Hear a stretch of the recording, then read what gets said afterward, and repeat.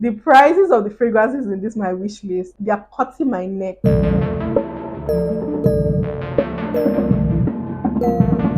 Hi guys, welcome back to my YouTube channel. My name is Bella and this is Bella's Perfume Diaries. If this is your first time of stumbling on this channel, Perfume Diaries is a series where we'll talk about perfumes, a sprinkle of beauty and lifestyle. So if this is the kind of content you like, please click that subscribe button and join the family. And if you're a returning subscriber, welcome back. Thank you for tuning in once again. Another year, another wish list. I got some fragrances in my wish list 2023, which I'm going to be doing a recap for at the end of this video. But let's focus on my wish list 2024 because I have a lot. This wish list kind of helps me to know the fragrances that I want to focus on buying. Most of them I have gotten samples of and I need a full bottle, and then some others I probably read the notes, watched reviews, and they sound like something I would love to have in my collection. So if you want to know my wish list for 2024, then keep watching. The first fragrance on my wish list is Bianco Latte. Everywhere you turn, Bianco Latte. Literally everybody is talking about Bianco Latte. And I'm not the kind of person that buys into hype. But the reason why I want this fragrance so bad is because the fragrance just describes me.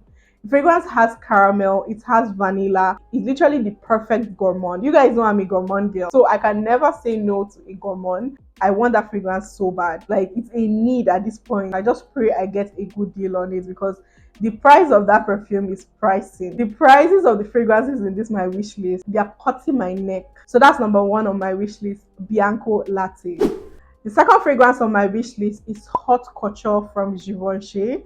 I smelled that fragrance before and I had this urge to get it last year. And I'm like, you know what? I'm going to add it to my wish list 2024. It's a 10 out of 10 designer fragrance. It smells very feminine, very classy, and longevity and projection on this fragrance is mind blowing. So I need this in my life. Like, I need to get it in my collection. So that's Hot Couture from Givenchy. The next fragrance that I'll be adding to my wish list is Amouage Sunshine. You know, the heartbreaking thing is that I got a very good deal on this perfume, but before I could turn my eyes, it sold out. I was heartbroken. You know, when you want something so bad and before you can click add to cart, it's sold out. Like, it's so painful. I'm adding this to my wish list 2024. Whether the devil likes it or not, I will get this fragrance in my collection. First of all, I was attracted to the bottle. I love the color yellow and the white combination. And then most of my favorite fragrance influencers absolutely love it. Some even say that is their fragrance for life, like it's their best scent ever. I know Amouage doesn't disappoint. I mean, Amouage Guidance is literally my fragrance of the year. Sunshine is going to be a beautiful scent, but I know it's not going to top Guidance. But I still want it in my collection because they say it's a very beautiful floral tobacco scent and it's very, very unique. I don't need to talk too much because Amouage always delivers. So I feel I'm going to like this Amouage Sunshine. That's why I'm adding it to my wish list 2024. So help me God. Fingers crossed. Now, the next one I'm going to be adding to my wish list. You guys are going to hold me and give me a knock for this one because I have added this fragrance to my wish list from 2022 to 2023, now to 2024. And the fragrance is Passesoir. Yeah, Passesoir from BDK. I've wanted this fragrance for a very long time. The last vlog I did, I went to the store to smell some fragrances. So I'm like, oh, they had Passesoir. Because the last time I went there, when I really wanted to get it, they didn't have it. I smelled it. I was like, I'm not smelling anything. Like, I was literally smelling nothing. Maybe because I smelled a lot of fragrances that day. So I wasn't really pushed to get it. I don't know. But I still need it. Like, what is even wrong with me? Do I want this fragrance or I don't want this fragrance? Like, I'm just very conflicted. But I think I really need it. Like, I think the next time I see it, I'm definitely going to grab it. Hopefully, maybe if I see a good deal on it, then I'll grab it ASAP. So we would stop adding it to our wish list, okay? Probably this is the last year of me adding Passesoir to my wish list. Fingers crossed. Now, the next one on my wish list is from Replica, and this is On a Date. This fragrance is very unusual. A lot of people love it, a lot of people don't love it. People say that this fragrance is a very beautiful rose patchouli scent. I love rose. I love patchouli. I just love that rose patchouli combo. There's a little bit of fruitiness. There's a little bit of tartness. Sign me up. That is all me. I hear it smells very rich, very sophisticated, very sensual. Like, literally the name on a date. I love that Replica makes fragrances that replicate. Ooh, am I the only person that is just figuring out that Replica means replicating scents? So that's literally what that line is. Replica, replicates.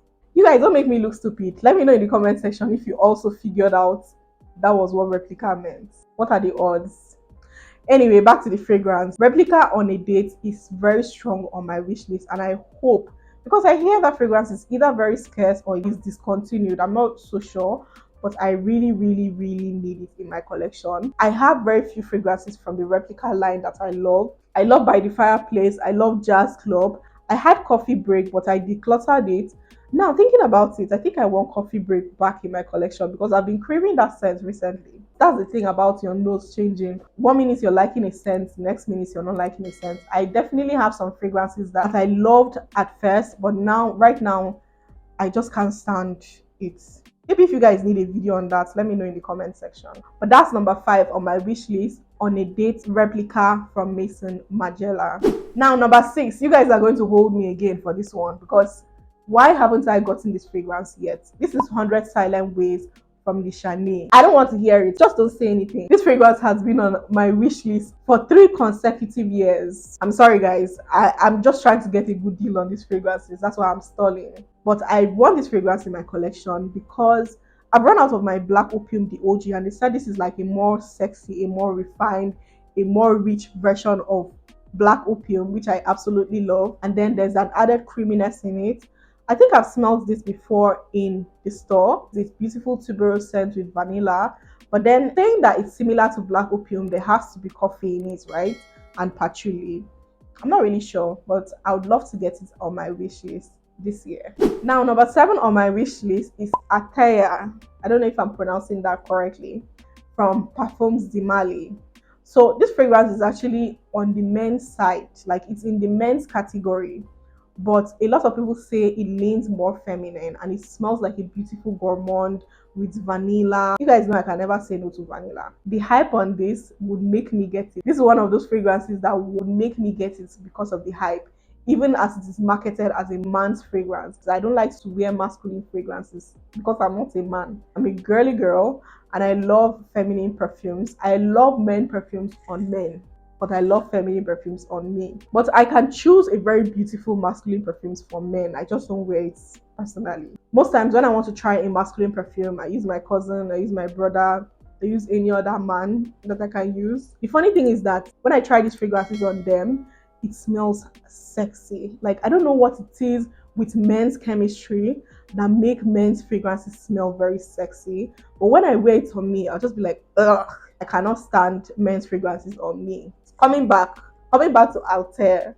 So this is on my wish list, even though it is marketed as a masculine perfume. But I hear it smells like a beautiful caramel vanilla gourmand, and I would love to try it out. Maybe this one I'll test it out first. Now, number 8. I put all the KLEs in number 8. The first one is Elixir 11. I have wanted this Elixir 11 for a very long time. I have a small 10 ml that I have just been mising not to finish. I absolutely love that scent. That fragrance is like in my top 5 KLE fragrances. I really, really love it. It's another rose patchouli fruity combo. Are you guys catching up the kind of fragrances that I love? So I really need a big bottle of this because I've almost run out of my 10 ml. Also, Deja Vu White Flowers, the same thing. It's a very sensual white floral fragrance that I absolutely love. It's very unique. It's very sexy. I have a 10 ml too that is almost out. I want to get a full bottle. And then the last one is the recent Sparkling Lychee. So I got a 10 ml of this one too. I wasn't really expecting much from it. Oh guys, this fragrance just wowed me. Like, it's a beautiful fresh floral with a hint of vanilla. It's so pretty. I think I even prefer this to the OG Eden Apple because I think it's a flanker of Eden Juicy Apple. I'll probably come and do a comparison when I get a big bottle of the Eden Lychee. So these are the 3 KLE fragrances on my wish list at this moment because I know Mona is going to release more fragrances, and me, I'll keep saying, oh no, I'm not trying any more KLE fragrance. I know I'm definitely going to try more KLE fragrances. So just add the next releases from KLE this year on my wish list because I'm definitely going to try them. Number 9 is a recent love. So this is Rouge Velours from YSL. I got a dupe for this fragrance that just made me fall in love with it. I have been scouting, I have been searching. This fragrance is very scarce in Nigeria. I know I'm going to get it eventually, but guys, I need this fragrance so bad. It's a beautiful sour rose scent with some fruitiness and then patchouli. What's with me and rose patchouli combo this year? Like literally almost all the fragrances on my wish list has rose patchouli combo. But I love me a good rose patchouli, and this one is not your typical rose patchouli. It has this sourness, like the rose is very sour and pretty and sexy and rich and feminine. Oh, I need this fragrance in my life.